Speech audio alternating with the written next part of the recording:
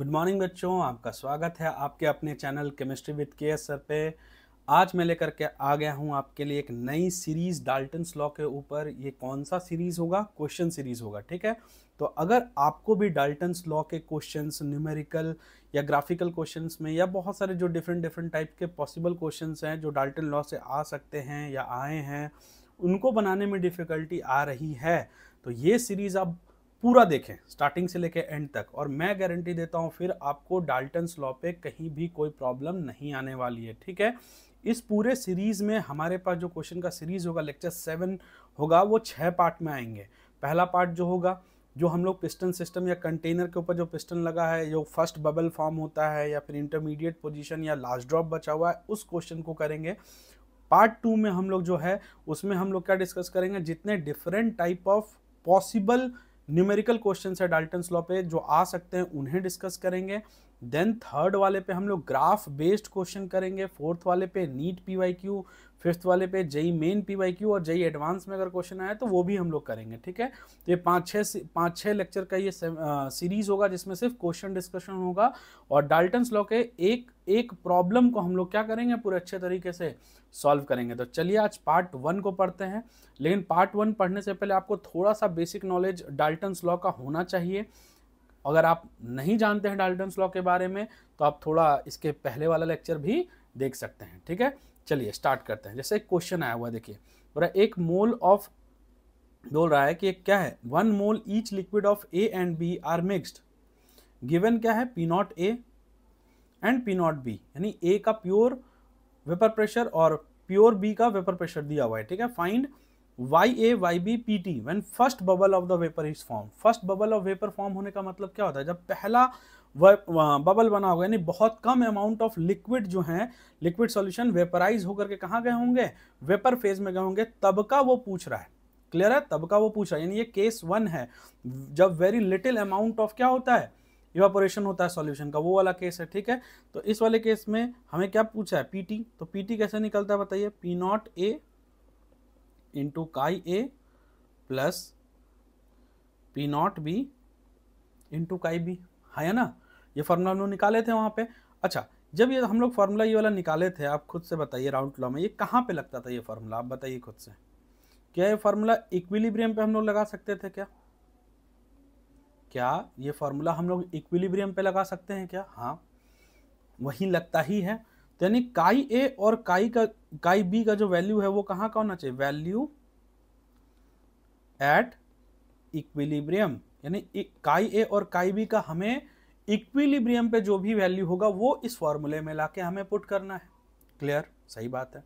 P not ए और P not B तो change होने से रहा, वो तो प्योर वेपर प्रेशर है, यानी प्योर लिक्विड का वेपर प्रेशर है, वो कांस्टेंट होता है, ठीक है। अब ध्यान से देखिए, काई ए जो है हमारे पास कितना था, तो बोले सर काई ए और काई बी भी तो कांस्टेंट होगा जो दे दिया। नहीं, सॉल्यूशन जैसे जैसे वेपराइज होता है उसका कॉम्पोजिशन क्या होता है, चेंज होता है, पीछे मैंने बताया हुआ है, ठीक है। और आगे भी कहीं ना कहीं ऐसे क्वेश्चंस आते रहेंगे, मैं वहां भी बताते रहूंगा, ठीक है। काई ए स्टार्टिंग का, यानी इनिशियली कितना दिया हुआ है, आप ध्यान से देखिए, इनिशियली क्या दिया हुआ है, इनिशियली काई ए कितना दिया हुआ है, सोचिए। तो बोला कि 1 मोल ईच, यानी मोल्स ऑफ 1 बाई टोटल यानी 2। तो काई बी इनिशियली कितना दिया होगा, काई बी भी इनिशियली जो इनिशियल वैल्यू है वो दिया हुआ है हाफ, है कि नहीं। तो क्या हम ये काई ए और काई बी का जो वैल्यू है, क्या वो इस फॉर्मूले में पुट कर सकते हैं, हाँ या ना? तो बोलेंगे सर पुट किया भी जा सकता है और नहीं भी किया जा सकता है, ये डिपेंड करता है सिचुएशन के ऊपर। बोले कैसा सिचुएशन भाई? तो सिचुएशन सर ऐसा कि अगर फर्स्ट बबल फॉर्म हुआ, यानी ये कंटेनर है हमारे पास, मान लीजिए ये वाला, ऐसा कोई कंटेनर अगर हमारे पास है जिसमें हमने अभी अभी एक ताज़ा ताज़ा सॉल्यूशन बनाया है, एकदम मस्त सॉल्यूट लिया, सॉल्वेंट लिया, मिलाया और क्या बना दिया, एक सॉल्यूशन। क्लियर? तो यहाँ पे क्या है, ये हमारा किसको रिप्रेजेंट करता है, ये हमारा लिक्विड फेस को रिप्रेजेंट करता है, जिसमें लिक्विड सॉल्यूशन हमारा है। और पहला बबल जब फॉर्म हुआ होगा तो आप सोचिए, यहाँ से जब फर्स्ट बबल निकला होगा और बोल रहा है कि यहाँ कोई पिस्टन लगा हुआ है, मान लीजिए यहाँ कोई पिस्टन है और पहला बबल लगा हुआ है, ये फर्स्ट बबल फॉर्म हुआ उस समय बताइए, यानी उसी समय इक्विलिब्रियम क्या हुआ होगा, स्टैब्लिश। तो अगर एक बबल गया तो आप खुद बताइए नीचे का कोई मोल फ्रैक्शन में चेंज हुआ होगा क्या? नहीं, यानी इक्विलिब्रियम पे आप जब देखिएगा तो सिर्फ एक ही बबल वेपर पे गया है, यानी बहुत कम अमाउंट ऑफ, बोल सकते हैं जो काई ए और काई बी, यानी जो बोल रहे हैं कि बहुत कम अमाउंट में ए के मोल्स और बहुत कम अमाउंट में बी के मोल्स ऊपर गए, मतलब नेग्लिजिबल गए। जैसे एक बोल सकते हैं ए का यहाँ पे 1 मोल आपने लिया था, मान लेते हैं यहाँ पे ए का कितना मोल था, 1 मोल था। तो जब फर्स्ट बबल फॉर्म हुआ होगा तो लेट से 1 में से 0.01 मोल कहाँ चला गया, वेपर में चला गया। तो आप इसको अप्रोक्सीमेटली 1 ही मान सकते हैं, यानी जब इक्विलिब्रियम हुआ होगा तो ए का वैल्यू नियरली इक्वल टू 1 ही है, बहुत ज़्यादा चेंज नहीं है। वैसे ही बी का मान लेते हैं 0.002 ऐसा टाइप कुछ गया होगा, है कि नहीं, कुछ भी वैल्यू बहुत कम अमाउंट में। तो यहाँ बी का वैल्यू भी क्या होगा, नियरली अप्रोक्सीमेटली 1। ये जो वेपर में गया है वो अमाउंट है, वेपर में जो जाता है, ठीक है। तो यहाँ भी बी 1 है, यानी काई ए काई बी जो इनिशियली दिया हो वही एक्चुअली क्या होगा, जब फर्स्ट बबल फॉर्म होता है तो काई ए किसके बराबर हो जाता है, इक्विलिब्रियम के। ये मैंने पिछले लेक्चर में भी अच्छे से समझाया हुआ है, अगर आप अच्छे से देखे होंगे पिछला लेक्चर तो आपको पता होगा। तो काई बी इक्विलिब्रियम के क्या होता है, बराबर होता है। यानी काई ए इक्विलिब्रियम और काई बी इक्विलिब्रियम किसके बराबर, काई ए इनिशियली और काई बी इनिशियली के होता है जब फर्स्ट बबल फॉर्म होता है, या बहुत ही कम स्पेस अवेलेबल होता है तब वाले केस में। तो यानी यहाँ पे सिंपली आप इस काई ए और काई बी के जगह पे इनिशियल वैल्यूज पुट कर सकते हैं। तो ये कंडीशन हुआ। कब नहीं पुट कर सकते हैं, जब वेपर में ज्यादा अमाउंट ऑफ ए चला जाए या ज्यादा अमाउंट ऑफ बी चला जाए, तब आप फिर काई ए इनिशियल जो वैल्यू होगा उसे आप पुट नहीं कर सकते हैं। क्लियर है कि नहीं, तो वो केस भी पढ़ेंगे, बट अभी पहले इसको समझते हैं। अब इसको कैलकुलेट कैसे करेंगे, तो चलिए कैलकुलेट करते हैं। इसका फॉर्मूला लिखते हैं, P not P T equal to क्या हो जाएगा, P not A into chi A plus P not B into chi B. क्या हमें पी नॉट ए पता है क्या, ध्यान से देखिए, 75 दिया हुआ है। काई ए हाँ इनिशियल वैल्यू ही है half, plus P not B 25 दिया हुआ है और काई बी हाफ दिया हुआ है। इसको अगर डिवाइड किया 37.5 प्लस ये हो जाएगा 12.5, दोनों को जब ऐड करेंगे तो कितना हो जाएगा 50 mm ऑफ Hg के बराबर। तो हमारा Pt आ गया, Pt पूछ रहा था, Pt आ गया। क्लियर, Pt पूछा गया था तो देखिए Pt आ गया। अब पूछा Ya और Yb, तो Ya का फॉर्मूला होता क्या है, तो Ya निकालना है तो सिंपल होता है Pa बाय Pt, या आप बोल सकते हैं simply Pa is equal to क्या हो जाएगा Ya इंटू Pt, ऐसा भी कर सकते हैं आप। और P को हम लोग क्या लिख सकते हैं, P नॉट A इंटू काई A बराबर Ya इंटू Pt, आप ऐसा भी कर सकते हैं। तीनों में से कोई फॉर्मूला लगा दीजिए, ये तीनों एक ही चीज़ है, ठीक है। तो मान लेते हैं कि Pa का वैल्यू कितना है, P नॉट A इंटू काई A, ये होगा, तो ये हो जाएगा कितना 75 इंटू हाफ। Ya आपको पता नहीं है, Pt अभी आपने निकाला है 50, तो ये 25 के टर्म में 2 टाइम्स में, ये 3 टाइम्स में, फिर ये 2 1.5, तो 2 इधर आ जाएगा, यानी Ya will be equal to हो जाएगा 3/4, और Ya 3/4, तो Yb क्या होगा 1 माइनस Ya, और 1 माइनस Ya क्या हो जाएगा 1 minus 3/4, which will be equal to 1/4।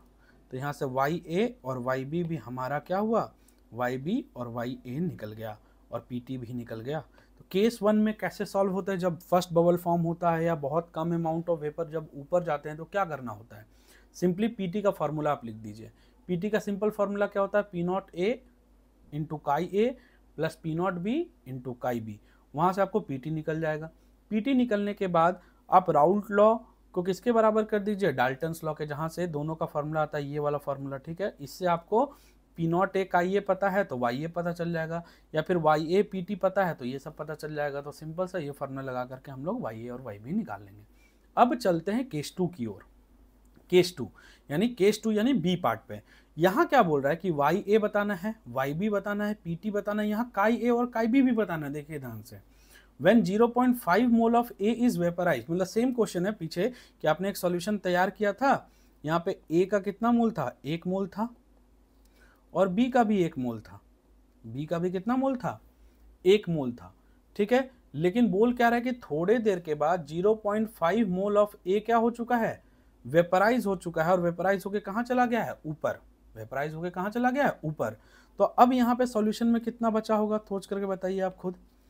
तो A का अगर 1 मोल में से आधा चला गया तो यहाँ तो आधा ही बचा होगा, 0.5 मोल बचा हुआ होगा, है ना। और ऊपर कितना गया होगा, ऊपर भी 0.5 मोल गया होगा। सिंपल। क्या बी नहीं गया होगा? क्या बी वहीं होगा? नहीं, इस बार दोनों ही वोलेटाइल हैं, तो बी का भी कुछ पार्ट गया होगा, हमें नहीं पता कितना गया, तो एक्स मान लेते हैं। तो मान लेते हैं यहाँ 1 में से एक्स मोल ऊपर चला गया, कहाँ? वेपर फेज में, तो बी के एक्स मोल यहाँ आ गए। तो ये ऊपर वाला वेपर फेज का हो गया, नीचे वाला लिक्विड फेज का हो गया। क्या यहाँ पे हम लोग पीटी ऐसे निकाल सकते हैं? क्या P not A into chi A plus P not B into chi B, और काई ए और काई बी का वैल्यू हम लोग इनिशियल वैल्यू रख दें, इनिशियल वाला जो हाफ हाफ था वही रख दें? नहीं रख सकते, नहीं रख सकते हैं। क्यों? क्योंकि जितना अमाउंट ऑफ वेपर ऊपर गया है इसके कंपैरिजन में बहुत ज़्यादा, 50%। देखिए 0.5 0.5, एक मोल का आधा चला गया, तो यहाँ आप नेग्लेक्ट नहीं कर सकते हैं, आप दोनों को इनिशियल वैल्यूज़ को एक नहीं मान सकते हैं। क्लियर है कि नहीं? यहाँ आप ये चीज़ नहीं कर सकते हैं। समझ में आ रहा है कि नहीं आ रहा है? तो यहाँ करें क्या फिर, क्वेश्चन कैसे सॉल्व करें? तो बहुत सिंपल है क्वेश्चन सॉल्व करना। यहाँ पे ये नहीं लगा सकते, काई ए काई बी नहीं मान सकते, तो क्या करें, कैसे क्वेश्चन बनेगा? तो इक्वेशन बनाएंगे, दो इक्वेशन। हमें पता क्या क्या है, देखिए ध्यान से, यहाँ से एन ए एन बी पता है, तो यहाँ से काई ए पता हो जाएगा। कैसे काई ए पता होगा आप खुद बताइए? Moles of A by total moles, वो कितने हो जाएंगे? 0.5 डिवाइडेड बाय टोटल कितने होंगे? 0.5 प्लस 1 माइनस एक्स, इन दोनों को ऐड करेंगे तो 0.5 प्लस 1 माइनस एक्स तो हो जाएगा 1.5 माइनस एक्स। ये हो गया काई ए, ये हमारा काई ए हो गया। यहाँ से काई बी कितना आ जाएगा? काई बी आ जाएगा हमारा moles of B by total moles, moles of B 1 minus X और टोटल है 1.5 माइनस एक्स। ये काई ए काई बी आ गया। क्लियर है? ये क्यों निकाल रहे हैं अभी समझ में आएगा। उसी तरीके से वाई बी कितना आएगा वेपर में, वाई बी, तो बी का मोल्स इन वेपर कितना है? एक्स मोल है, टोटल कितना है? एक्स प्लस 0.5 यानी 0.5 प्लस एक्स, ये टोटल है। उसी तरीके से यहाँ वाई ए कितना आ जाएगा? ए का मोल्स इन वेपर कितना है? 0.5 है, और टोटल कितना है? 0.5 प्लस एक्स। टोटल हम कैसे निकाल रहे हैं? ए और बी के वेपर के मोल्स को ऐड कर दे रहे हैं। तो यहाँ से Y A Y B equal आ गया। ठीक है, हमारे पास यही इन्फॉर्मेशन है। और क्या इन्फॉर्मेशन है कि पी नॉट ए 75 mmHg जो कि क्वेश्चन के स्टार्टिंग में दिया था, और पी नॉट बी हमारे पास कितना अवेलेबल है? 25 mmHg। हमारे पास इतना ही डाटा दिया हुआ है। अगर इतना ही डाटा दिया हुआ है तो हमें इसी से सॉल्व करना पड़ेगा। ध्यान से देखिए कितने अननोन है पहले ये समझिए, तब आप इक्वेशन बनाने सीखिएगा। P not A P not B पता है। यहाँ देखिए वाई ए और वाई बी और काई ए और काई बी हमें नहीं पता, तो कितने अननोन हो गए? 4 नहीं, 2 ही अननोन है। कैसे? अगर वाई ए पता चल गया तो वाई बी को क्या लिख सकते हैं? 1 माइनस वाई ए, और काई ए पता चल गया तो इसको क्या लिख सकते हैं? 1 माइनस काई ए। यानी इनमें से कोई 2 ही अननोन है। 2 अननोन को निकालने के लिए हमें कितने इक्वेशन की जरूरत पड़ेगी? सोचिए, 2। तो हमें 2 इक्वेशन बनाने हैं, और 2 इक्वेशन में कौन कौन आने चाहिए? वाई ए वाई बी काई बी, ये सब आने चाहिए। तो ये कैसे आता है? तो जब राउल्ट लॉ को हम लोग किसके बराबर करते हैं? डाल्टन्स लॉ के, तो वो वाला फॉर्मूला यूज होगा। यानी सिंपल वाई ए का फॉर्मूला यूज कर दीजिए। तो वाई ए का फॉर्मूला क्या होता है बताइए? P A by P T, ये होता है। या फिर इसी को बहुत को ऐसे लिख देते हैं कि सर पी ए बराबर क्या होता है? वाई ए इंटू पी टी होता है। और बहुत लोग पूरा एकदम एक्सपेंडेड फॉर्म में लिखते हैं, पी ए को लिख देते हैं P not A into chi A equals to क्या लिख देते हैं? पी टी इंटू वाई ए। कुछ भी लिखिए, तीनों फॉर्मूला क्या है? सेम है। बार बार हम फॉर्मूला लिख रहे हैं ताकि आपको याद हो। तीनों में से आप कोई भी फॉर्मूला लिख सकते हैं। तो क्या पी नॉट ए आपको पता? हाँ पता है, 75। काई ए पता है क्या? इक्वेशन के फॉर्म में पता है, कितना है? 0.5 डिवाइडेड बाय 1.5 माइनस एक्स। अब कुछ लोग ये भी बोल रहे होंगे सर यहाँ 3 वेरिएबल, एक पीटी भी आ गया सर, यहाँ तो एक पीटी भी वेरिएबल आ गया। हाँ आ गया, उसे हटाना पड़ेगा। ठीक है, क्योंकि 3 इक्वेशन बनाना पॉसिबल नहीं है। कैसे हटाएंगे वो समझते हैं। तो पहले पी नॉट ए को मल्टीप्लाई किए काई ए से। क्लियर है? सिंपल हो गया। दूसरा फिर क्या करना है? पीटी है हमारे पास, पीटी को पीटी रहने दो। वाई ए का वैल्यू कितना है? 0.5 डिवाइडेड बाय 0.5 प्लस क्या है? एक्स। क्लियर है ना? ये हो गया। अब ध्यान से देखिए नेक्स्ट, ये हो गया पहला इक्वेशन। दूसरा इक्वेशन क्या होगा? पी नॉट ए का इक्वेशन निकल गया। दूसरा इक्वेशन हम लोग पीछे वाले पेज पे बनाते हैं। ये हमारा फर्स्ट इक्वेशन हो गया, इक्वेशन नंबर 1। ये ए के हेल्प से निकला, एक काई ए और वाई ए के हेल्प से इक्वेशन नंबर 1 बन गया। इक्वेशन नंबर 2 क्या बनेगा? काई बी और वाई बी के हेल्प से। तो उसको हम लोग क्या लिख सकते हैं? ध्यान से देखिए, उस वाले को हम लोग क्या लिख सकते हैं? तो वहां हम लोग लिख सकते हैं वाई ए ऐसे, P not B into chi B equal to P T into Y B, ठीक है। तो पी नॉट बी का वैल्यू 25, काई बी हम लोग निकाल लें कितना आया है, chi B 1 minus X divided by 1.5 minus X will be equal to P T into Y B कितना है, P T into Y B है एक्स बाई 0.5 प्लस एक्स, ये दिया हुआ है, क्लियर है। ये इक्वेशन हमारा 2 हो गया। अब हमें पी टी हटाना है, क्या करेंगे, दोनों को डिवाइड कर देंगे। तो यहाँ लिखेंगे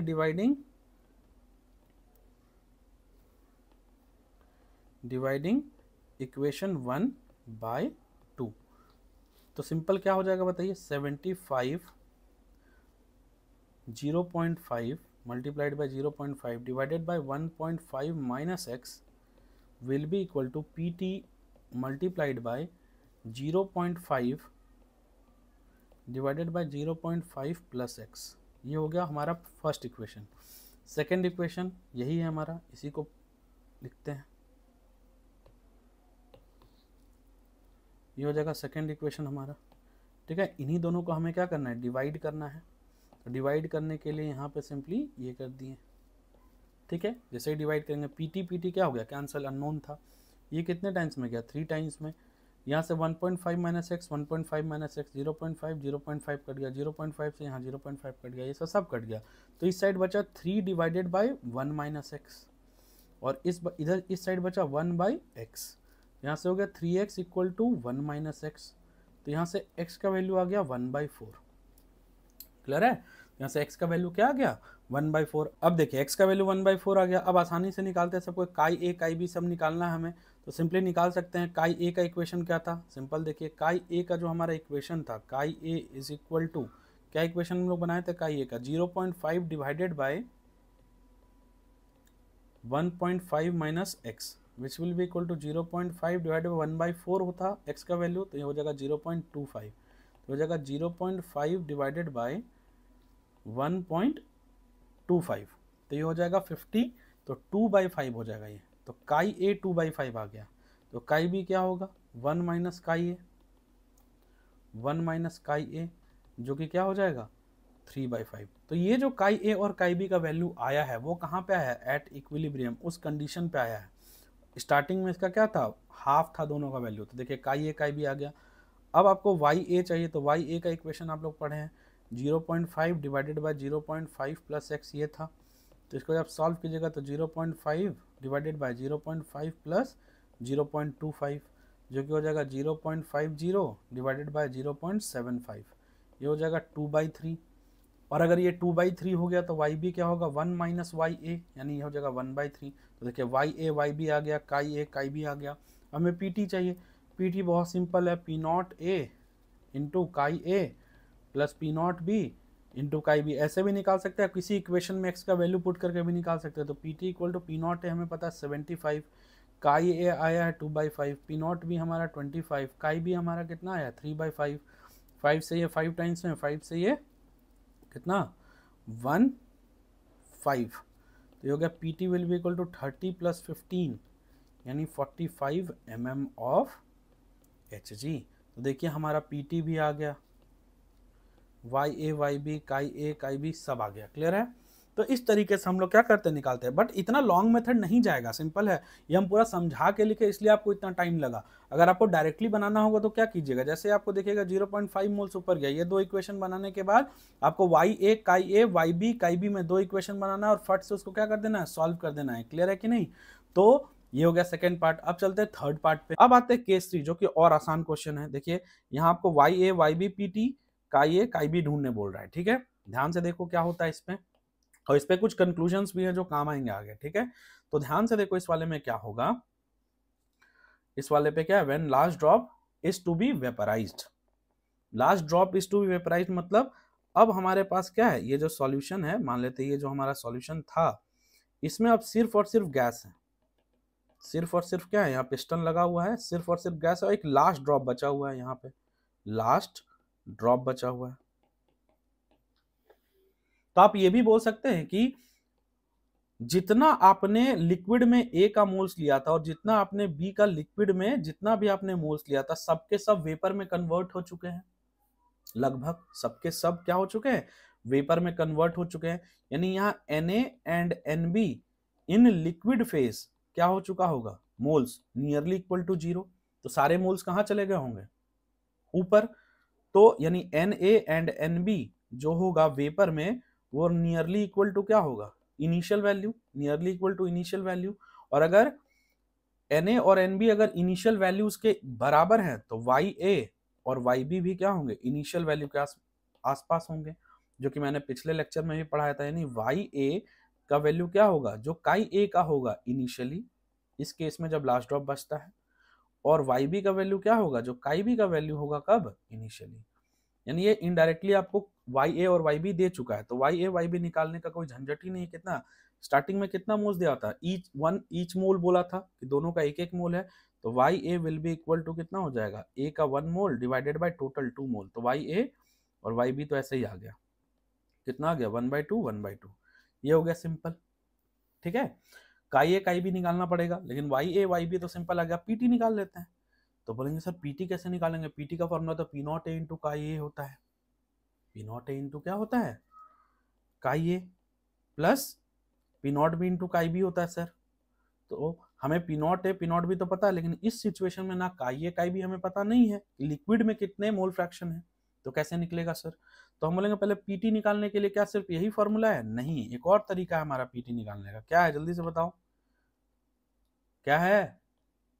बहुत बढ़िया, 1/pt equal to Ya by P not A plus Yb by P not B. कुछ बच्चे अभी भी बोल रहे हैं ऐसा कोई फॉर्मूला था क्या, है भाई जाके देखो बढ़िया से, ठीक है। 1/pt, तो 1/pt का फॉर्मूला क्या होगा, मतलब डाटा क्या है, कुछ नहीं पता हमें।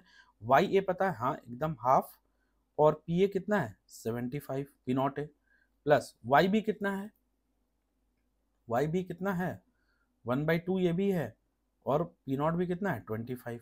क्लियर।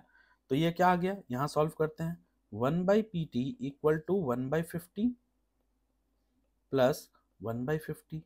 तो ये मेरे ख्याल से 150 आ जाएगा। तो यहां से आप क्या कर सकते हैं, 150 अगर आप क्या लेते हैं LCM, तो यहाँ आ जाएगा आपका simple 1 plus 3 which will be equal to 4/150। तो PT को जब रिवर्स कीजिएगा तो PT will be equal to 150 divided by 4, और आई थिंक इसको सॉल्व करने पे 37.5 mm ऑफ Hg आ रहा है। तो PT आ गया, हाँ या ना, PT आ गया। अब हमें क्या चाहिए, काई A और काई B। चलिए देखते हैं उसको कैसे निकालेंगे। तो हमें पता है कि क्या होता है, PT इंटू Ya बराबर क्या होता है, P not A into chi A. Raoult law और डाल्टन लॉ को इक्वल कर देंगे। यहाँ से काई ए आ जाएगा तो काई बी क्या हुआ, chi A plus chi B equal to 1, तो वहां से निकाल लेंगे। तो पीटी हमारा आ गया 37.5, वाई ए आ गया हमारा हाफ, और ये कितना है 75, ठीक है। मल्टीप्लाइड बाय क्या हो जाएगा, काई ए। हमें पता है कि 37.5 इसको कितने टाइम्स में कट कर देगा, 2 टाइम्स में, और ये 2 नीचे आ जाएगा तो काई ए का वैल्यू कितना हो जाएगा 1/4, और काई ए का वैल्यू 1/4 हो जाएगा तो काई बी हो जाएगा 1 minus chi A which will be equal to 3/4। यानी देखिए काई ए और काई बी का वैल्यू भी यहाँ पे आ गया। क्लियर है, हाँ या ना। तो क्या ये क्वेश्चन बना लिए आप, क्या बंद करके आप सो जाएंगे क्या, नहीं, इस पे बहुत इंपॉर्टेंट कंक्लूजन है, चलिए उसको देखते हैं पहले, ठीक है। तो 3 तरह से क्वेश्चन है। पहला केस में क्या करना है, इनिशियल वैल्यू को लेके सॉल्व कर देना। केस 2 में हमें क्या करना है जी, केस 2 में हमें क्या करना है, काई ए वाई ए का एक इक्वेशन बनाना है, फिर काई बी वाई बी का एक इक्वेशन बनाना है, और तीसरे वाले स्टेप में क्या करना है, वाई ए इनिशियल वैल्यू हो जाएगा काई ए का, और वाई बी किसके बराबर हो जाएगा, काई बी के इनिशियल वैल्यू के बराबर, ठीक है। कंक्लूजन क्या है देखिए, on vaporization composition of initial solution changes at constant temperature. अगर आपने टेम्परेचर कांस्टेंट रखा है और वहां वेपराइजेशन हो रहा है, क्या हो रहा है, वेपराइजेशन हो रहा है, तो कंपोजिशन चेंज होगा। यानी आप स्टार्टिंग का केस बताइए जो मैंने आपको बोला था कि आप एक सॉल्यूशन बनाए और घर पे छोड़ के चले गए, तो क्या होगा, सॉल्यूशन का जो कंपोजिशन है या चेंज होगा या नहीं होगा। यानी जो सॉल्यूशन छोड़ के गए थे और जो बाद में वो सेम होगा, नहीं, अब वो सॉल्यूशन चेंज हो चुका होगा, ठीक है। तो बहुत सारे से दवाइयां आती है जिसको बोला जाता है कि अब इसको वेपराइज ना होने दे, ड्राई प्लेस पे रखे, कूल प्लेस पे रखे। क्यों बोला जाता होगा, क्योंकि उनका हो सकता है कंपोजिशन क्या हो जाए, चेंज हो जाए। क्लियर है कि नहीं। तो ये चेंज होते रहता है, कैसे, तो समझिए।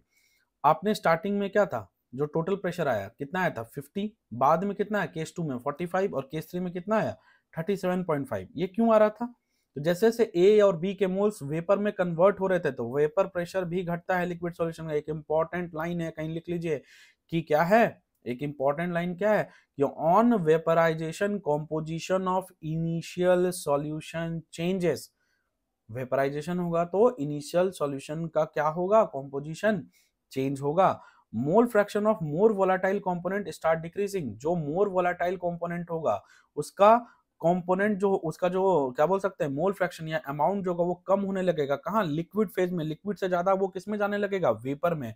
और जो लेस वोलाटाइल होगा उसका क्या होगा, उतना स्पीड से चेंज नहीं होगा लेकिन चेंज उसका भी होना स्टार्ट होगा। तो ये start increasing in the solution phase. पहले उसका मोल फ्रैक्शन कम था, अब बढ़ने लगा है क्योंकि ए जा रहा है तो ए के मोल्स कम हो रहे हैं, बी के मोल्स क्या है, उतने कम नहीं हुए। यानी सिंपल सा बात क्या है, सिंपल सा बात क्या है, बी के मोल फ्रैक्शन लिक्विड में बढ़ेंगे। यानी यहां से क्या, ऑन वेपराइजेशन 2 पॉइंट। पहला पॉइंट क्या, सॉल्यूशन का क्या होगा, सॉल्यूशन का वेपर प्रेशर घटने लगता है वेपराइजेशन से। दूसरा, जो मोर वोलाटाइल होगा उसका वेपर में मोल फ्रैक्शन बढ़ेगा, लिक्विड में घटेगा।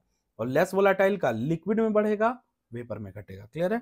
कंपोनेंट ए को हम मान लेते हैं कि मोर वोलाटाइल है। क्यों मोर वोलाटाइल है? क्योंकि पी नॉट ए का वैल्यू 75 दिया हुआ है, तो इसका भी पी नॉट ए, जिसका भी प्योर लिक्विड का वेपर प्रेशर ज्यादा होता है, ये मोर वोलाटाइल होता है। पी नॉट भी कितना है, 25 mm, यानी ये 3 गुना वोलाटाइल है। ठीक है, एक तरीके से बोल सकते हैं। देखिए पहला क्या था, पीटी 50 था, वाई ए 3/4 और वाई बी क्या था, 1/4। देखिए इसमें किसका, वाई ए का मोल फ्रैक्शन क्या है, ज्यादा है किससे, वाई बी से। क्यों ज्यादा है आप समझ सकते हैं, क्योंकि ए मोर वोलाटाइल था।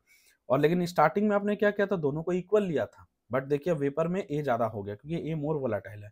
फिर जब आपने 0.5 मोल ऑफ ए को वेपराइज किया तो क्या, वाई ए का वैल्यू कितना हो गया, 2/3, और वाई बी का वैल्यू कितना है, 1/3। ठीक है, तो देखिए यहाँ भी क्या है, ऐसे इन दोनों को हम लोग मेनली कंपेयर करते हैं कि देखिए ए का क्या है, वेपर में ज्यादा है, और ए का क्या है, लिक्विड में कम है। ठीक है, ऐसे मैंने लगता है गलती से ये बोल दिया, बट आप ध्यान रखिए मोर वोलेटाइल करना है, इसका लिक्विड में कम होगा, वेपर में ज्यादा मोल फ्रैक्शन होगा, ये बोलना था। ठीक है, दूसरा यहाँ भी देखिए ए ज्यादा वोलेटाइल है तो यहाँ पे 0.67 है, यहाँ 0.4 है। देखिए ए का ही क्या है, ज्यादा है। तो अगर जो मोर वोलेटाइल होता है उसका वेपर फेज में क्या होता है, ज्यादा मोल फ्रैक्शन, उसका लिक्विड फेज में क्या होता है, कम। आप तीसरे केस में भी देखिए, यहाँ पे 1/4 यानी 0.25 होगा। देखिए लेकिन वेपर में उसका कितना है, वेपर में उसका कितना है, 0.5। इसी का उल्टा देखते हैं, बी लेस वोलाटाइल है तो वाई बी इसका 1/4 है, यानी वेपर फेज में उसका मोल फ्रैक्शन कितना है, 0.25। लेकिन इसका देखिए लिक्विड फेज में हाफ है, यानी 0.5 है, यानी इसका लिक्विड फेज में ज्यादा मोल फ्रैक्शन है रादर वेपर फेज में। यानी सिंपल सा बात क्या है कि जो बी है वो लेस वोलाटाइल है। ठीक है, उसका वहां पे। उसका दूसरे केस को देखिए, यहाँ वाई बी कितना है, 1/3, 1/3 इज अप्रोक्सीमेटली 0.33 मान के चलते हैं। और देखिए बी का 0.6 है यहाँ पे, यानी बी का अभी भी क्या है, लिक्विड में 0.6 मोल फ्रैक्शन है, लेकिन वेपर में कम है। क्यों? क्योंकि बी लेस वोलाटाइल है। यानी जो मोर वोलाटाइल होता है उसका वेपर में मोल फ्रैक्शन ज्यादा होता है, और उसका लिक्विड में मोल फ्रैक्शन क्या होता है, कम।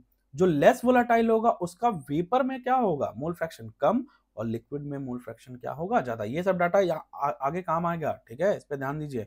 और फिर due to vaporisation vapour pressure of solution start decreasing. मैंने पहले ही बताया था कैसे, तो पीटी इक्वल टू क्या होता है, P not A into chi A plus P not B into chi B. अब ध्यान से देखिए, जो लार्जर वैल्यू है उसका काई ए, यानी काई ए मतलब लिक्विड में जो मोल फ्रैक्शन है वो घटने लग जाता है। अभी बताया जो मोर वोलाटाइल है उसका लिक्विड में घटेगा, वेपर में बढ़ेगा, तो लिक्विड में घट रहा है।